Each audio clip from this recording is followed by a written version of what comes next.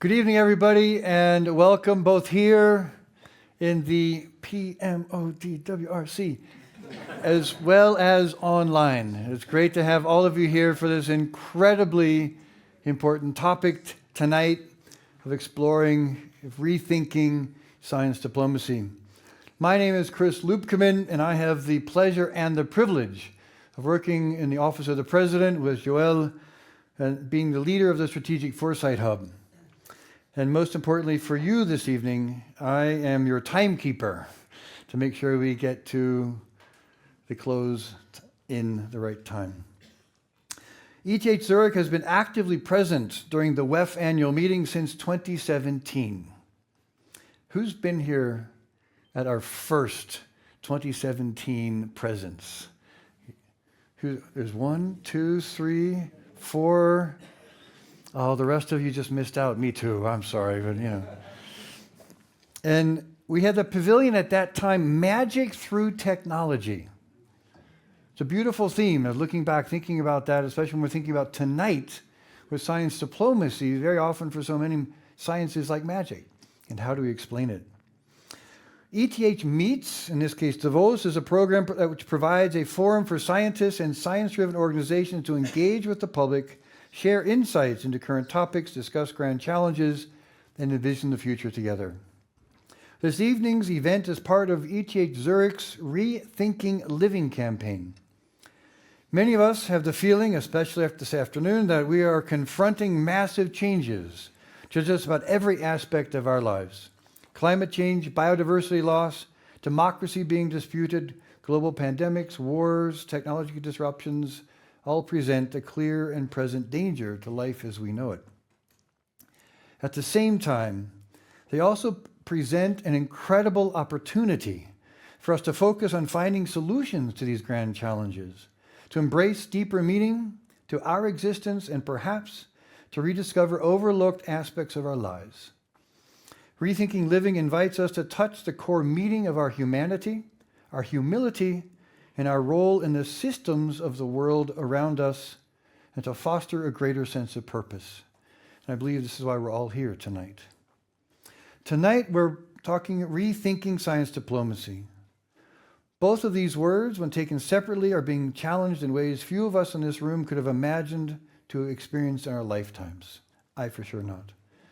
Science diplomacy is becoming ever more critical for us to be focusing upon, to be actively working on developing the muscle of and the capability for institutions of science to build bridges with policymakers, bridges of better bilateral understanding of the language and mindset required for exchange so that policymakers can absorb what they need from science to make better policy, and scientists can appreciate when, how, and what they need to communicate. Essentially, science speaks facts, diplomacy can make them travel. It's moving from shared data to shared destiny. Our time together is going to be an hour. First, we're going to have the pleasure of a welcome from my boss, Joël, president of ETH Zurich, in case you didn't know that yet. And then an introduction to the PMOCWO from its director, Louisa Hera. And then I'm going to bring our speakers up onto the stage. We're going to start our dialogue. And if I do well with the timing, you will have a chance to ask some questions as well. So please, through the time we're together, be thinking about some questions to ask, and surely questions and not necessarily soliloquies and statements. Are you ready?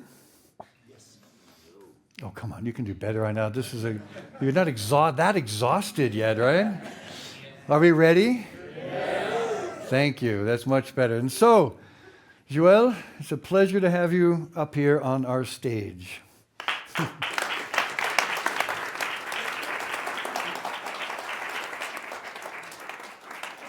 Thank you, Chris.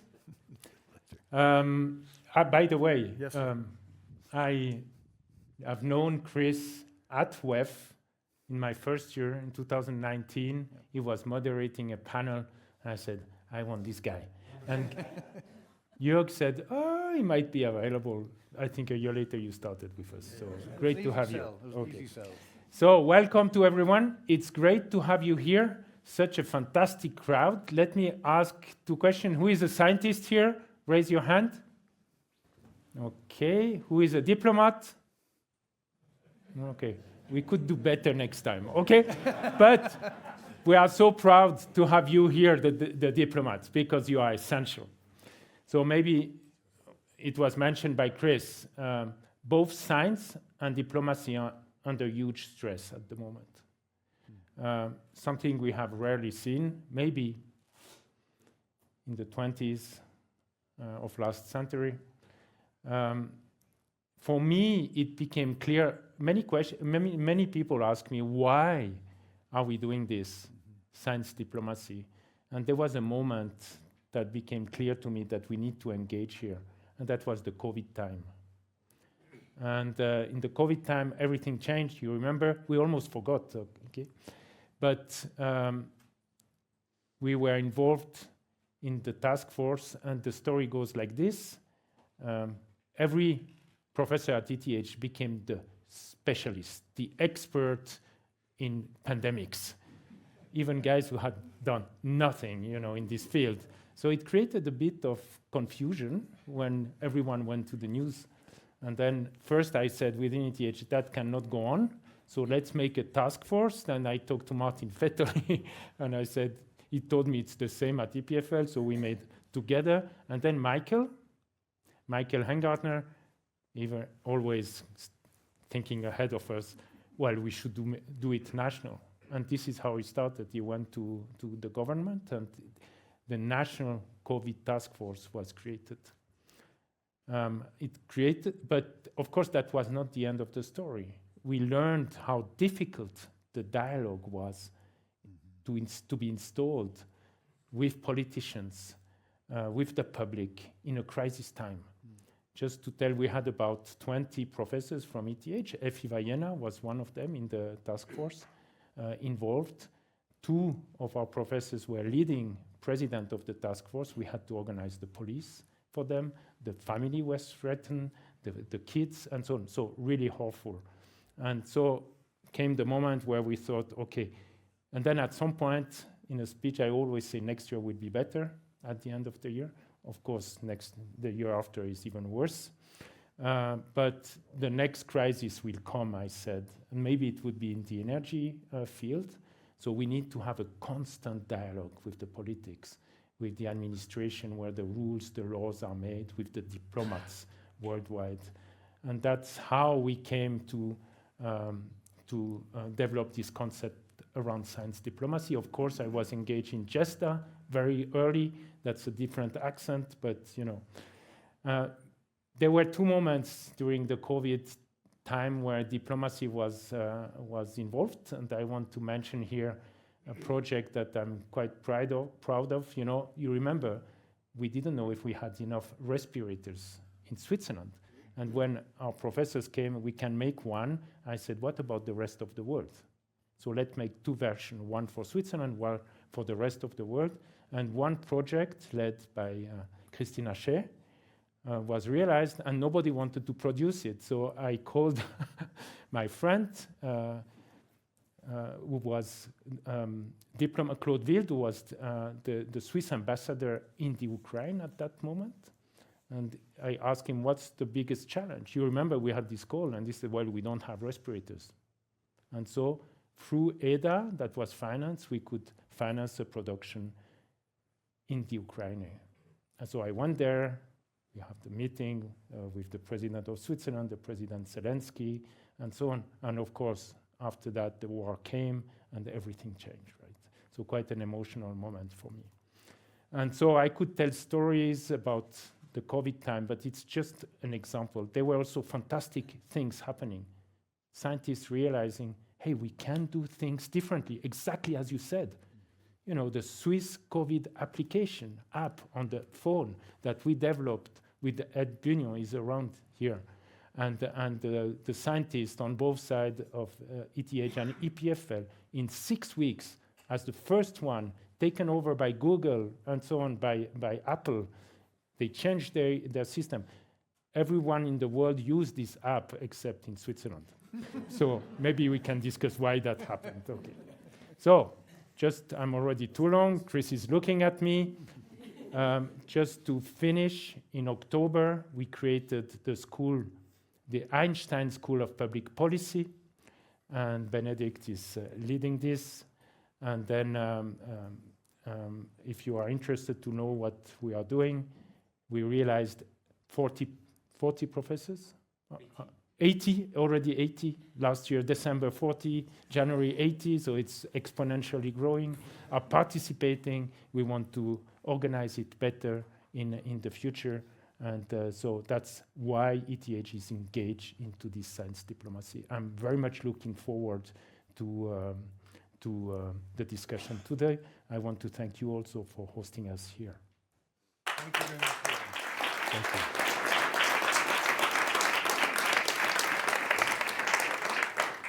Thank you very much, Joël, for your words and leadership. Next, Louise, I'd love to invite you on up to explain a little bit about where are we. Okay, so Chris did a very good job at wrapping. You need a wrapping the mic's on. Here we go. Mic's on. So he wrapped our name, PMOD-WRC. So it is a physical meteorological observatory in Davos, and also the World Radiation Center. So that means that we take measurements, we build instruments, and we measure what comes from the sun, and we measure essential climate variables, and we hold the world standards. So people take their instruments here from around the world and calibrate to our instruments. So this is what happens here. Our research is based on climate modeling and also understanding the sun's activity.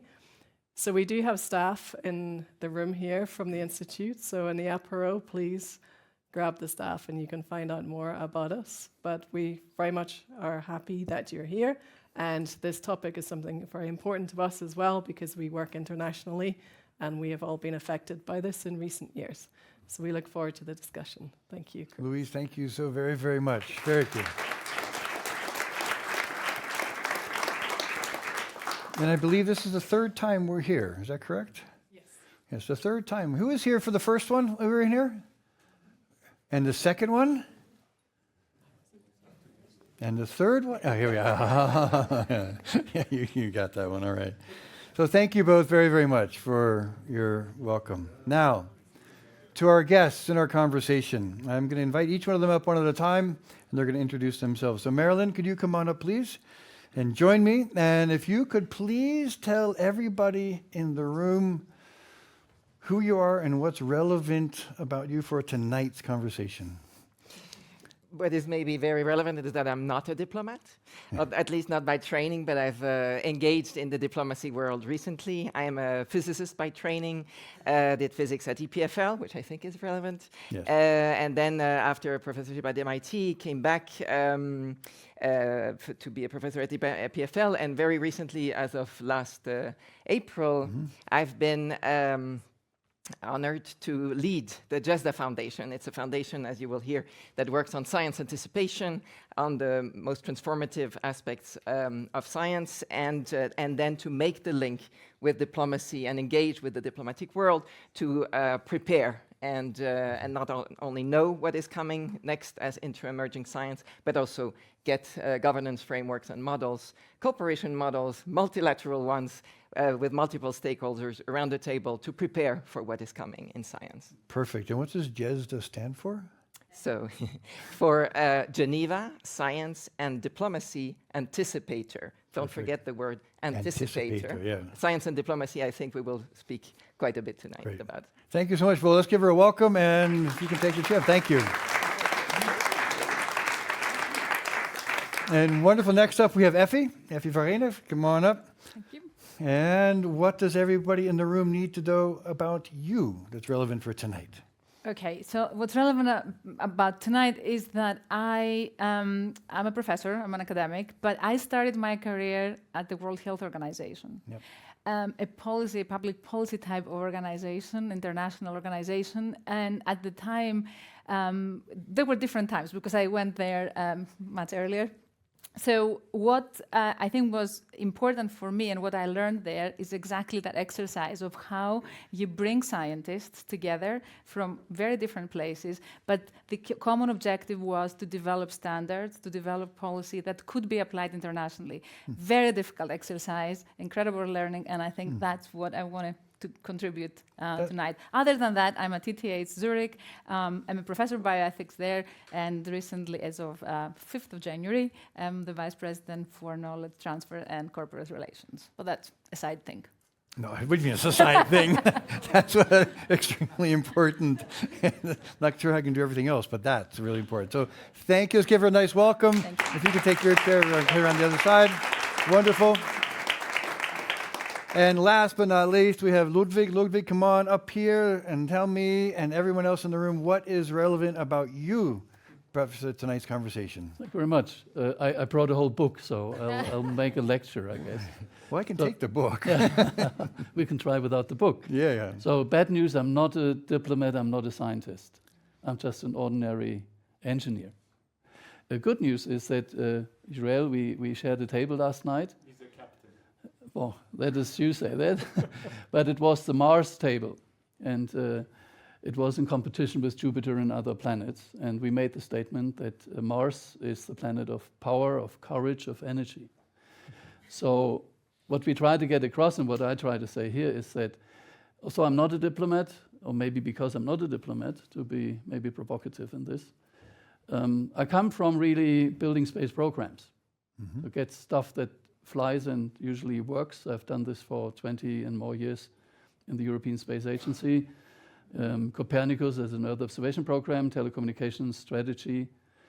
And at some point I realized that you need, and you had this very nice comparison to the travel, so I would add the destination, and the link, and we talked a lot about politicians and policymakers. So I realized that you need to make the link between all what we know and the people that have no idea about what we do. And that are the policymakers. It's really the ultimate target. So today I'm heading the European Space Policy Institute. We really try to reach an audience that normally doesn't or isn't so much exposed to what we are doing.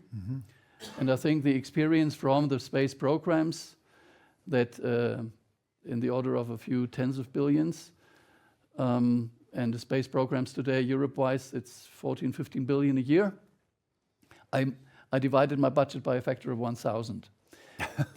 But we really try to link this to something that influences, so we do recommendations in the Institute. It's, I think, a very nice spot. We are based in Vienna, and happy to say more about that. Good. We're going to have that in just a minute. So thank us. Welcome, Ludwig, to the stage. All right. As you can see, an amazingly qualified panel to be talking about this evening. And first off, I'd like to ask, Marilyn, let's kick us off with, what does science diplomacy mean to you? When you see these two words together, what does it mean to you?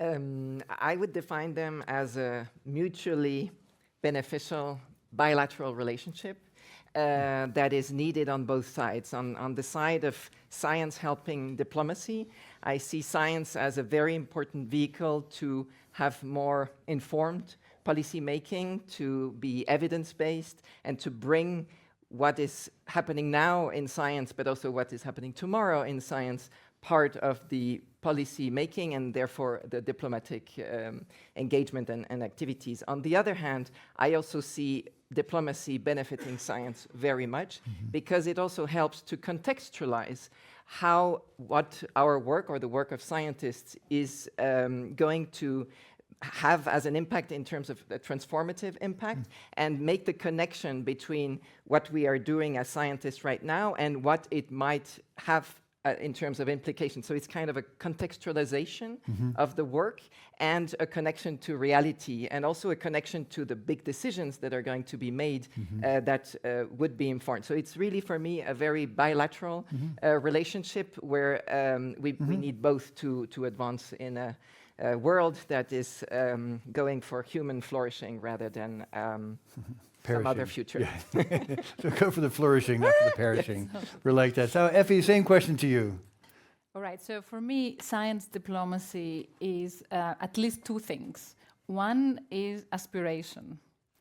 the aspiration of bridge building that you also mentioned, the aspiration of this common and shared goal. So it's the idea that, you know, we can do more together for our world. That's the part, the sort of like perhaps the easier part, because we can unite on an aspiration. And it has also, it has another meaning for me, which is the more kind of practical, the vehicle, the mechanisms that we can develop in order to achieve those goals. So aspirational and pragmatic vehicle mechanisms. And I think we have examples in our history of both of those things happening. And the third point that is part of my understanding of science diplomacy is that it is evolving. I think science diplomacy existed long ago. It's not a brand new thing. We define it in certain ways, but I think it has evolved over the years. And I think our tonight's question is, what is its current state, right? Or where is it going to go? Because both science and diplomacy are profoundly human activities. And so they change over time like we do, and they're very connected to what happens around us in our society. So that's my general take. And you've laid out a couple of questions, which I'm going to come back to in just a second. Ludwig, for you, what does science diplomacy mean? Let me start by saying what it is maybe not. I took you out there. Oh, I'm going to set the timer. All right, here we go. All right. Avoiding the answer, right? Yes, exactly. There's a German saying, der Weg ist das Ziel. Yeah. So the travel is the destination, kind of translation. Yeah. I think it is about the destination. We need to get to destinations. In a time when the speed and the mechanisms of diplomacy as we knew it are challenged, and a lot of destinations are at stake in many respects. So it's really about getting into action and achieving what you use the word goal. It is about the goal. And then it's just a vehicle to get to the goal. It's a means to an end. And we really need to get the end into that debate. It should really be the start of the debate. And then what is the vehicle that you use? I think one of the biggest vehicles, there are several, and I think we all agree, it's a lot about the language. It's the connect communities that really maybe don't talk the same language, so they may not even know each other. And in our concrete case, it is really, we talk to diplomats. I mean, true diplomats in Vienna, you have 140 permanent missions, so there's not a lack of diplomats. We also talk to policymakers, we talk to agency heads, and the language in every case is different. And if I add the general public, which you also should be reaching, this is a big, big challenge, and there's nobody today that is really tuned to that translating function to capture. And if I can add one thing, this morning there was a session in the science house, was about science and trust and science bringing facts to the table. And one of the biggest difficulties they realized is there's so much noise out there. There's so much AI and artificially generated information, auto-replicated information, against which you are competing. You are competing against politicians, not mentioning any names here, that have a very simplistic language and that ignore facts. So you need, in your approach, take also that into account. So compare yourself against what competition you're up to. So, yes, and you mentioned in Vienna you have about 140 different agencies, and you mentioned something about you need to figure out the language in which to speak with each one of them, not just their national language, but other kinds of language. What kinds of language? Because we're talking about building bridges. What are some of the languages and some of the differences that you have seen, you have observed as you've been building some of the programs?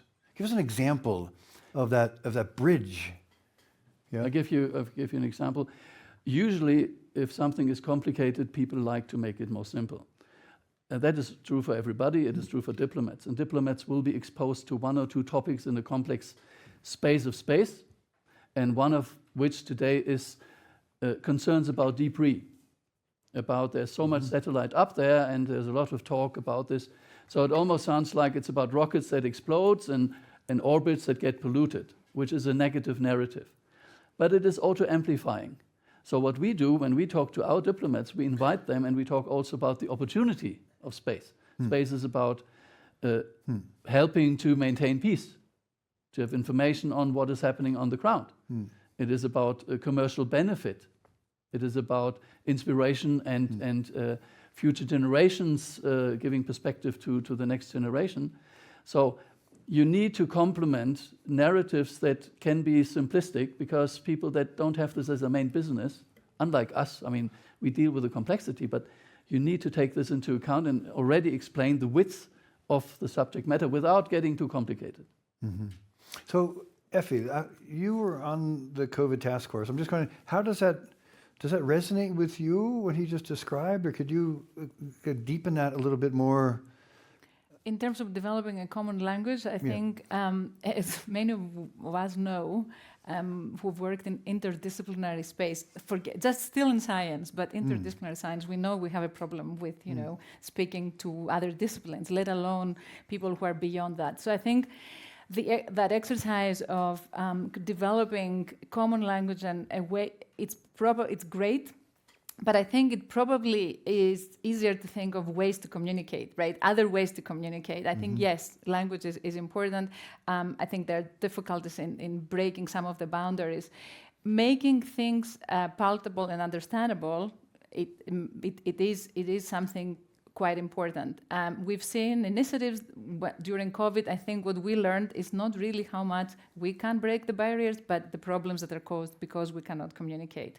The problems that we had by not giving the messages out in a way that it is easily understandable, right? And that was from scientists to policymakers to science. We had that problem. One of the reasons, as our president mentioned earlier, that kind of gave us impetus in developing the School of Public Policy was because we want to work to find out ways in which those kinds of dialogues and common language or common approaches can be developed. So I think there's a lot to be said about not only the terminology that needs to become more understandable for all parties, but also the ways in which the tables we sit on, right? The formats of communication, the mechanism we have, national or international. Those mechanisms, those fora are really important. And language is one of those points, but what is the type, what kind of table, what's the shape of the table, what's the format, it's going to be, I think it's the other one. These are the things also that, we want to do with the school. That's interesting. So the actual, you're talking like the content, but also the context. Yeah. And how important that is. And you're shaking your head vigorously to that. So whether it's oval, square, et cetera, et cetera. I think the shape of the table matters. Yeah. Because it has to do with, who is sitting, and it's a metaphor, right? Who is sitting across from you? Can you see them or not? Yeah. Are they very far away? All of those things, I think, are things we have to rethink quite carefully if we're serious about that type of communication, and thinking not only at the national level, but also internationally, because the big challenge we have is how we do that internationally. That's, I think, where diplomacy comes in so it really comes down to human behavior and relationships, not just facts, right? Yeah. I mean, this is what we're saying. I don't want to call it beyond facts, though. I'm not... It's with facts. With facts, yeah. But no, we're not going to go there. We experienced that a little earlier today, beyond facts. That was...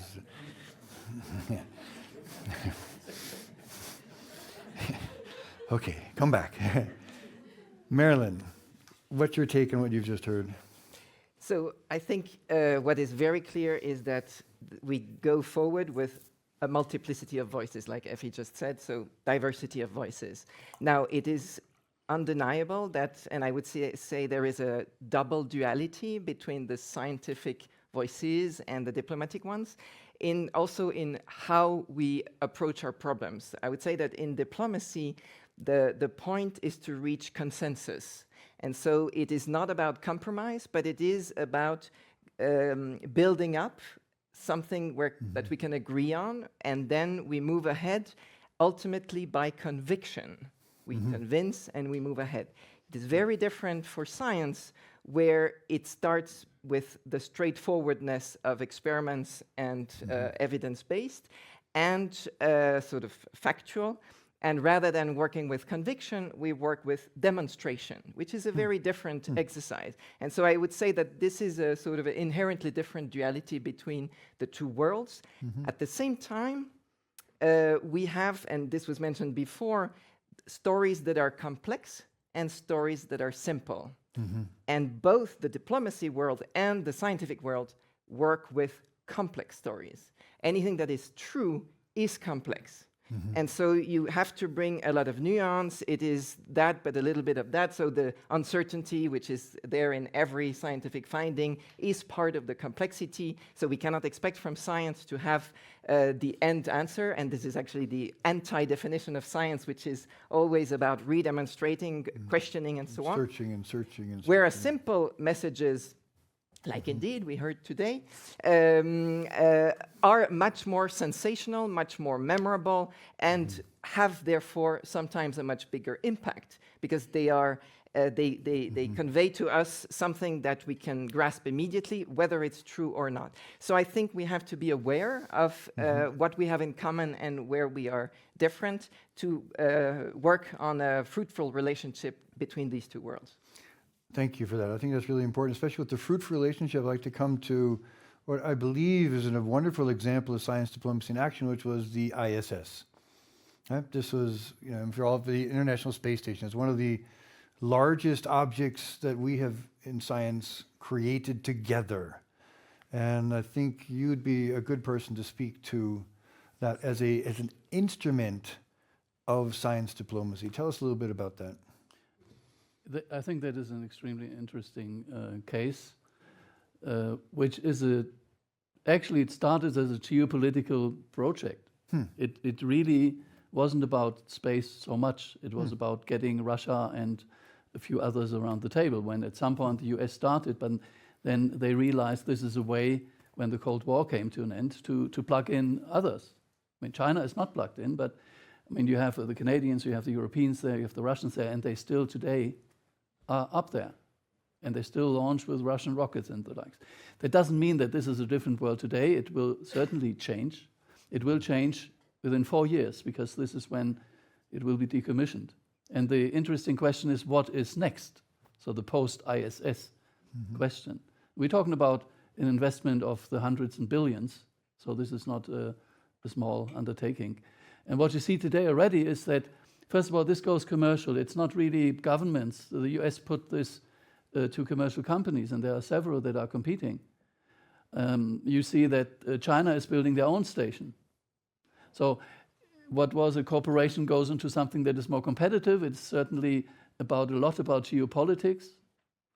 And today, when I take Europe as an example, Europe today does not have an answer to that phase. Today, there is a module, it's called Columbus, which is an interesting name for such thing, and it's attached to that station. In 4 years, there's no Columbus, and there is not a substitute for Columbus. So what are the mechanisms, and this is the kind of work we do. How do you raise the flag on such a topic? How do you get buy-in from European decision makers and those that have the money, and that's typically not the diplomats, it's the policymakers, it's the governments, to really put this on the table? And you talked about consensus, and there are different levels of consensus. Today, there's a lot of talk about coalition of the willing, and you share values and you come together in new configurations, and certainly the diversification of this. I really hope there is, and I hope that Europe is going to be a big actor in that period. And I think we have one enormously precious good. We are in Switzerland and we are in Europe, and that is trust. And diplomacy has a lot to do. If you want to unite people on a common cause, you walk in with a value and you create the trust. And we have that credit. And other people are just losing that credit. And I think this is the biggest asset, and we should use it in a positive sense. It's important to stay with that on that moment, because when you have trust, you're actually talking, right? And sometimes when you don't have trust, you still need to talk. This is diplomacy. You need to be at a table. So what's the role of science in getting people to the table when you trust or don't trust? Because this is science diplomacy. Effie, you're I'm nodding because I think that's the beauty of this, right? That you have the people with the common goal. But what if they don't? No, well, I mean the scientists. I mean the scientific community, right? In terms of like they have competition. The competition in science is known, right? And it's a good thing for science, but they're competing because they want to advance that scientific enterprise, right? That's the thing that you have in common, and that happens. And I think that's different from competition we have at the national levels for geopolitical and other purposes. So I think at least the advantage I see that this kind of shared goal, which is advancement of the scientific enterprise, is something that can bring people to talk, and it has done, right? If we want to the things that we want to understand together, if we're competing, who is going to be faster, who is going to understand it better, who is going to be, the one who's winning the race, there is this common understanding. I think that brings people around the table of whatever format we decided the table is, but and that can bring governments or can bring political force. The thing I want to add to this, if I may, is that what we're seeing in these kinds of dialogue, as of lately at least, is also a sense of transactional relationships, right? We transact. And so that is a twist in science diplomacy, which I think is interesting to watch. Because we've talked about the aspirational stuff, we talk also about the vehicles and the pragmatism, and then I think we're going into like what can we get out of what in the format of science diplomacy. Interesting. We're going to hold on that for a minute, 'cause I see Marilyn, you're sketching something here. Sorry, you're sitting next to me and I get to see it. What's your thought on that? Yeah. No, I think we are getting to the depth of the humanity dimension of trust. So we trust humans, human to human, and our trust in institution is kind of an extrapolation of our trust in humans. It's the humans that represent this institution. And I think that on a sort of a personal level, maybe the trust in another human hasn't necessarily faded, but in institution it has, in both the scientific institution and the diplomatic institution. So why? I mean, not to say that I have the answer, but maybe because we start to feel that they are not solving our problems. So as a scientist, I don't see it even possible to not trust science because it is evidence-based. So how can you not trust something that is evidence-based? And I think this is in part because science has been misused. It has been used to serve opinions, to serve agendas, and to cherry pick outliers in science to try to serve a very different agenda, whether it's about climate change, whether it's about the effect of cigarettes. The story repeats itself when it's an inconvenient truth, if I can take Al Gore's own words, there is resistance. And then for institutions, it might be the same thing, the slowness that we associate sometimes with institutions and so on. But I would like to go back to what Effie just said about transactionality. I think today we are in an era where science, because of its transformative impact on the society to be tomorrow, speaking about AI or quantum, speaking about neurotechnology, speaking about synthetic biology, all of these are major breakthroughs that are coming soon, soonish, but soon, and that are going to transform our society. So they become an object of power, and therefore they become amongst the drivers of geopolitical tensions. And this is a very important moment to acknowledge so that we can fight against science then being even more misused or being misinterpreted as the ultimate truth. Effie. Yeah, I think that's a point worth pushing a little bit further because we're seeing it happening and we're seeing science becoming the currency or the thing to transact with. And we know that science is something far, bigger than that. Now, the question, and of course the geopolitics of our times are exactly ripe for these kinds of transactions. So the question, I think, for us and for science diplomacy in general is how do we make sure that we are, using the geopolitical time in a way that we achieve what we want to achieve by not falling in this trap of transaction. Some transactions will probably be necessary in this sense, but if it becomes just transaction, I think the trust that we've been, I still believe that we still have trust to the scientific method, to the self-correction of science, maybe sometimes not to scientists or to institutions or all of that, but to the core of the scientific enterprise. I think there's still trust there. So how do we maintain that? And what effect this transactional kind of approach we have also in science diplomacy will have on science, we have to be careful with. Ludwig, what's your take on that? Yeah, it's complicated, really, because it's two words, but it's two communities, and the question is who's the driver. And I can only talk from my own experience. If you do big space programs, you're super convinced, and you kind of create these things, and they work, and they have a purpose, and so on. But what you really realize at some stage is that the people that really should adopt them, they do not adopt them. And they only really adopt them if, without knowing that these solutions exist, they have a need. It comes from the need. Today, security and defense is the topic all over the place. And why is space booming right now? It's a very unromantic reason. People are worried, and it's about peace. And this is when the politician, maybe if you communicate, turns to space or maybe listens to you. So I always call this, is it a push mode or is it a pull mode? And the push has a limit. You can have the most beautiful results in science and space. And it's like Janosch, when the duck has the head in the sand and nobody watches. So you need to have a mechanism where somebody is ready to adopt and really has a need for it.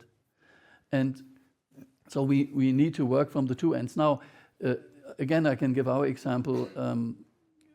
First of all, you need to be close to the people you want to convince. You really need to be close to them. That can be the politicians or the diplomats.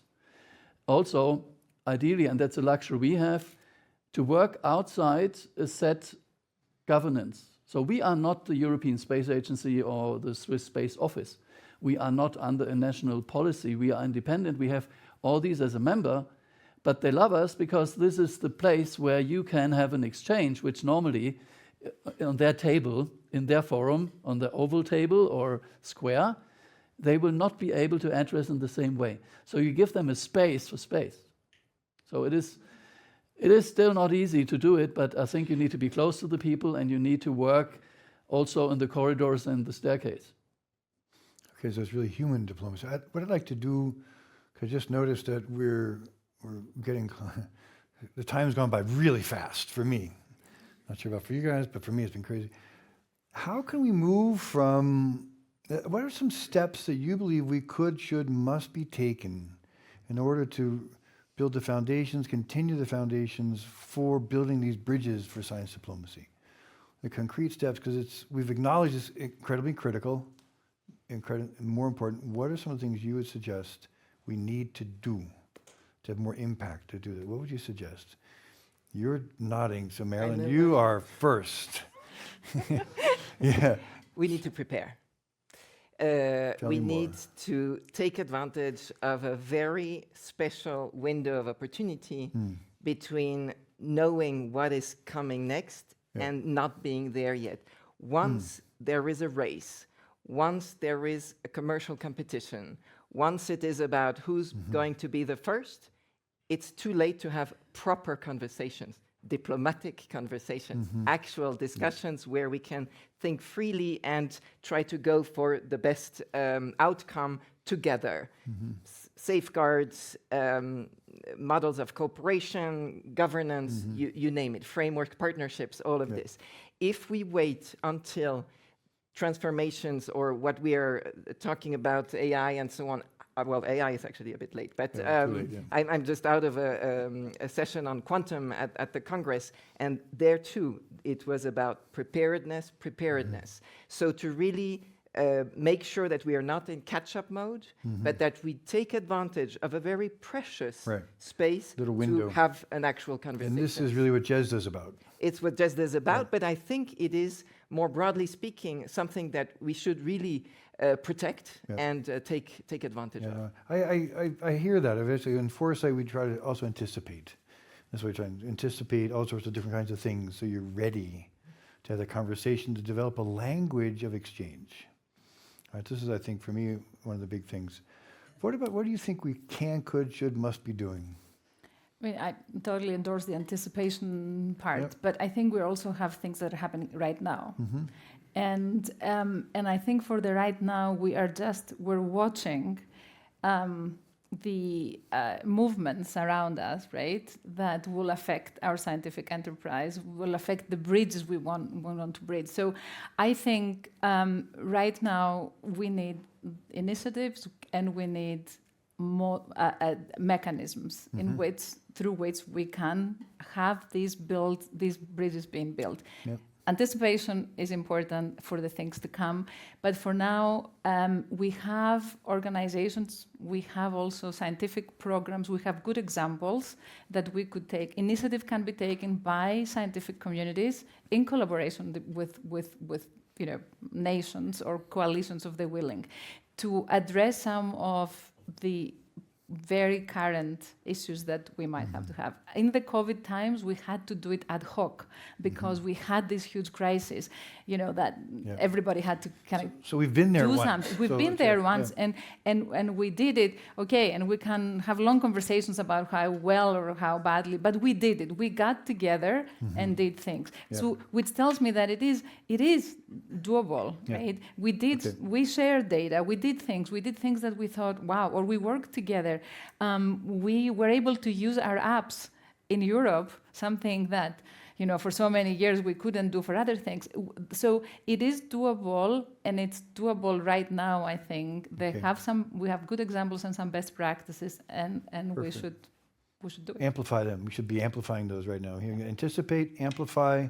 Ludwig. It has to start with an A. Yeah. Well, Yeah. No. I'll figure it out after you talking about it. Let me think. Apollo. Apollo, right? The new mission. New mission. Yeah, true. No, I come back to the beginning, destination. So we need to make clear, and again, for me, it's the policymakers that decide on budgets, to be very unromantic in this. No, that's good.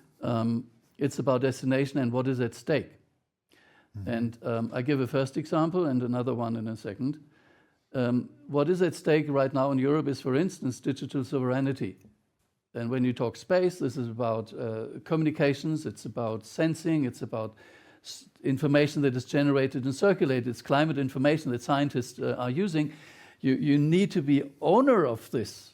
You need to have your own capability of this. So this is a big topic. That's not about the satellite. This is about to own the truth, or to have an evidence that you can really put into the debate. This is one. And it's a big one, which is not on the radar. I think it is not. Okay. And it's not only true for space. The second one, there are people that are interested in pieces of ice these days. For my gin and tonic. This is just I an get that, abstraction. And there is ice on the moon. And I believe, I believe this is food for thought for the discussion. God, I can't believe you're I throwing believe this out, Ludwig. Oh, man. You should call for the gin. I think we need to also be clear on the future destinations, and we all have an interest to share these destinations. Yeah. And you talked about humanity and mankind size. So the post-ISS should have that element, and it can be the moon, it can be origins of life, it can be big stuff that we really should be going to, and we need to put this into the head of the decision makers to gain that support. Well, especially that we're going to share it and not own it. Here we go.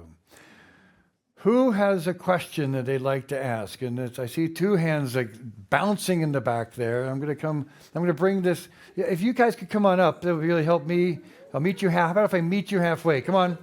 Come on. We've got a short period of time. Go ahead. So my name is Minu. I'm a research engineer at MIT. And oftentimes, science and diplomacy have different temporal scales. Mm-hmm. So on one hand, science is very fast-paced, innovation, with the ethos of fail fast. On the other hand, diplomacy is very slow, it's iterative. You know, if you've got big UN committees, it takes a long time to find consensus. So I'd love to hear from the panel how we would address bridging and closing that temporal gap between science and diplomacy. Great question. We've got many different kinds of bridges to throw. Who'd like to try that one? They're stumped. Look at that. Yeah, look at, well done, you. I can try. I would say that maybe to nuance your own question a little bit, I think the timescales are can be seen in both ways. Science is also slow. It takes decades of research to, especially if we talk about fundamental research, to then see how useful it has been. So there is also a slowness in the science advances that ultimately make it, but innovation might be fast. Exactly. So I would maybe differentiate the two. And then in diplomacy, sometimes you have to act really fast when you are in crisis mode. And then in other times, you can build frameworks and partnerships and agreements, and this might take more time because you want to reach consensus. For the COP exercise is a very good one, where it took 10 years of discussions to finally sign something. So I think there is a duality, if I like that word, in both worlds, probably. Thanks, Marilyn. Effie? Very quickly, I think the COVID was an example of changing the temporal, difference between science and diplomacy. So then I'm back to the point that it is doable. Okay, thank you. Another question here? Thank you. Hi, good evening. My name is Verena. I have a related question. The previous question was closing temporal gaps and bridges, and mine is about closing language-related bridges. And this, actually, Ludwig, you made a statement that really resonated with me. It was all about pull versus push, like science versus diplomacy, and who is in the driver's seat. As a former researcher, I have a very clear opinion. I believe just publishing your amazing research in a top-notch journal, it's not enough. Because at best, it will be read, the publication will be read by your fellow researchers. If you're lucky, they even understand what you're talking about. But the general public, it's not accessible to them.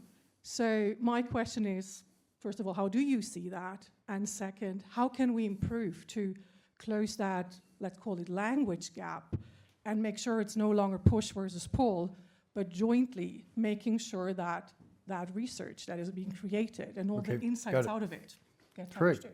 Thank you. Ludwig, you've been asked. I can share this sentiment, and the same, I'm not a scientist, but I mentioned that before. You build space systems that work and you put stuff on the table, you are in the push mode. And you realize there's a limit to the push mode. I had a beautiful life in my previous job, but I realized this is the end of you're in a glass ceiling. You don't get through the glass ceiling. You need to get out of that bubble. You need to work from the other side. You need to work on creating the pull. And obviously you need the supply that is there that you can tap into, but the where you can declick the system is from the outside. Okay. Right here. There was another. Thank you very much, panel. Claude Wild, newly retired Swiss ambassador. From what I've seen from my experience, I have seen 3 types of science diplomacy. To take a military analogy, the strategic one, the operative one, the tactical one. And the strategic one would be how to address with science global challenges where one country alone cannot address. The operative one is how to maximize the positive side of any innovation, because most of them are dual use. And we spoke yesterday how to regulate artificial intelligence, for example. And the tactical one is the example Joël gave, 2 countries that want to come closer through a common project in science. So my question would be, from your experience, and I'm looking also at JESDA, at what level do you have more activity, and where do you think we should have the most activity? Okay, great question. Great, thank you for that. Sorry, I was waiting for the mic, but I have one on You my have head. one. Go for it. Yeah, I got it. Go. I would probably say the second one, the operational one, is to try to put together projects, initiatives, partnerships, frameworks that are trying to address in a very tangible way questions that are put on the table to prepare operationally. As we said, we are working on science anticipation. So let's say if we take the example of quantum, to already set up what kind of frameworks, what kind of cooperation models operationally can work in different parts of the world to be prepared for this breakthrough to come, and already think about what real world use cases would benefit from that technology, and be ready for it, because it takes time. So I would say we are more in the second sphere, but of course, like everyone interested in the strategic one, I would say the tactic one is probably outside of our scope. Yeah. Effie, go ahead. Just, great question. I think the other way to look at this is also aspirational, pragmatic, and transactional. That's another way, similar perhaps to your taxonomy. And in my view, I think we need the mix.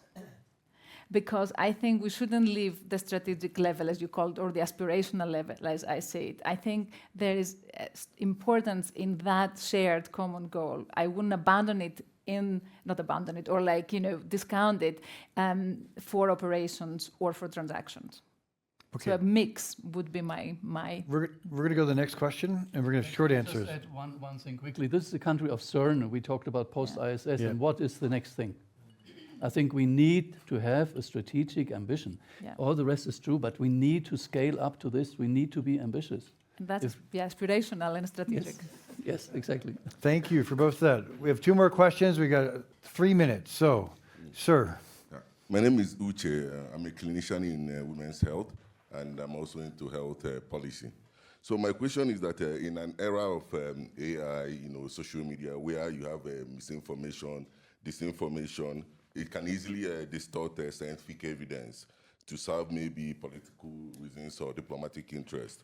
So how can science diplomacy, protect the credibility of science while still, operating in the space that is driven by more of a consensus and conviction?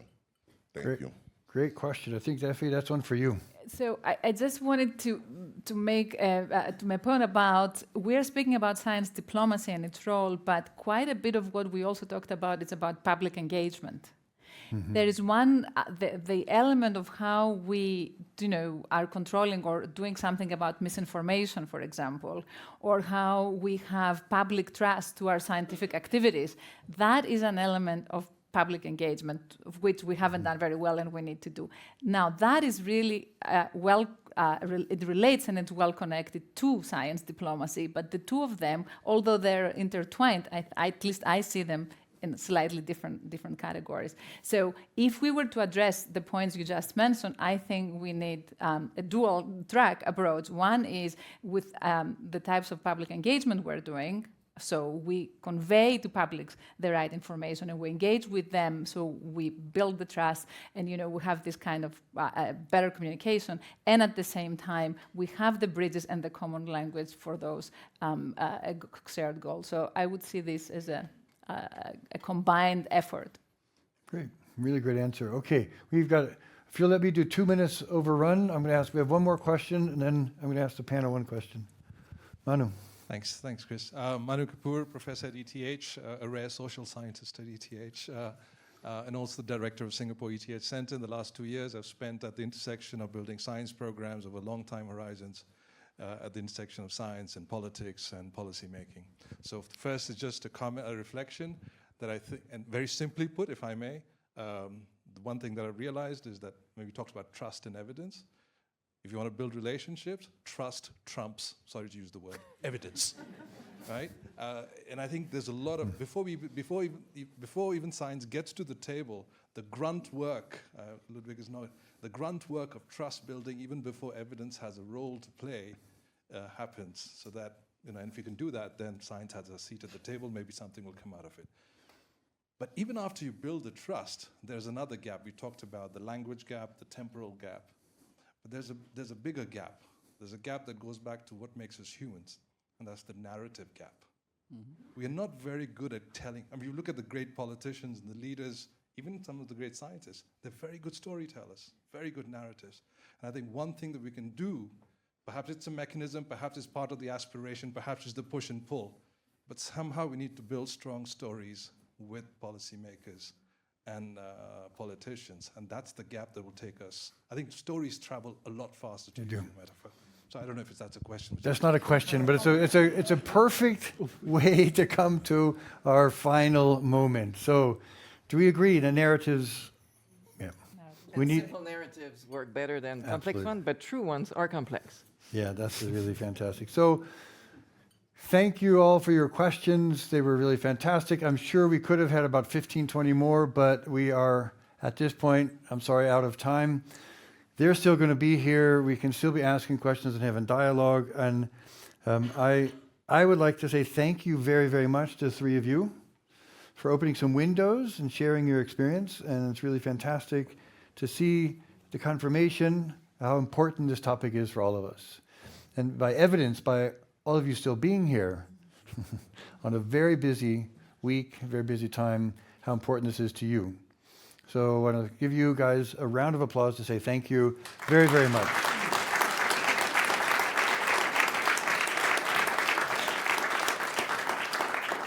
Now, we have two more things before we go.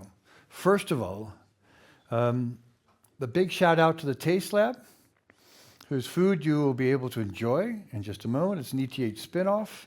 It's all vegan. It's incredibly exquisite culinary delights, which for those who know, it really is. And the second thing, very important, there will be shuttles to take you down to the train station departing at 1940, 2015, and 2040. So 7:40, 8:15, and 8:40. And we will make an announcement before they're ready to go. And you're very welcome to take any one of those. And after that, you're on your feet. And that's also good, you know, and that's all. So a final thank you, Joël, Louise, and all of you for being here and for this incredible topic. And make sure you drink lots of water tonight. We're in Davos, eat an apple, walk a lot, and stay healthy. Thank you all very much. It was very great.